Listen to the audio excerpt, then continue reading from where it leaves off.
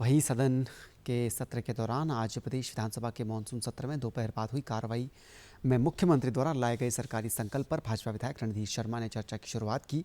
उन्होंने प्रदेश सरकार पर फिजूल खर्च की के भी आरोप लगाए। उन्होंने कहा कि प्रदेश सरकार द्वारा आपदा राहत पैकेज के नाम पर बंदर बांट की गई है। भाजपा विधायक रणधीर शर्मा से डीडी न्यूज़ ने खास बातचीत की है।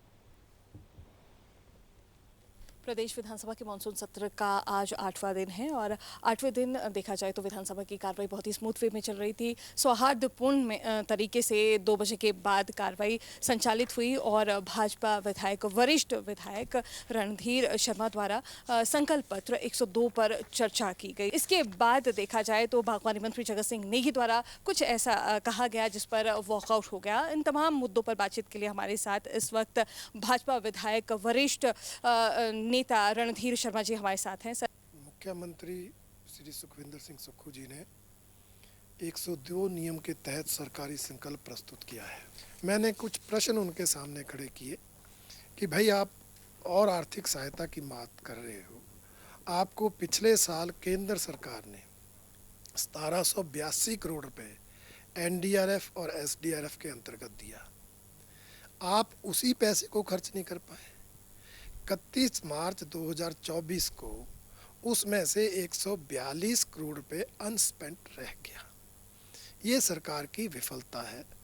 आप हैरान होंगे, जनता ने आपदा राहत कोष में 251 करोड़ दिया, उसका 34 करोड़ नहीं खर्च कर पाए। तो इसलिए हमने कहा जब आप पिछला ही नहीं खर्च कर पा रहे हो, आगे क्या मांगते हो। हमने कहा कि आपने नीति आयोग की बैठक का बहिष्कार किया जिसमें पूरे देश की नीति निर्धारित होती है। आप अगर केंद्र को सहयोग नहीं करोगे, केंद्र सरकार के प्रति अपना असहयोग का रवैया रखोगे, तो फिर किस मुंह से आप आर्थिक सहायता की बात करते हैं। आप हमारा समर्थन ढूंढते हैं तो हमारे साथ कोई ऑफिशियली सर्वदलीय बैठक करिए, उसमें कुछ चर्चा हो, कुछ मुद्दे तय हों, इकट्ठे मिलकर जाने की बात हो। आप विधानसभा सदन में आकर प्रस्ताव लाते हैं और सीधा कहते हैं हम आंख बंद करके उसका समर्थन करें, ऐसा कहाँ संभव होता है। अब जनता द्वारा दिया खर्च नहीं कर पाए।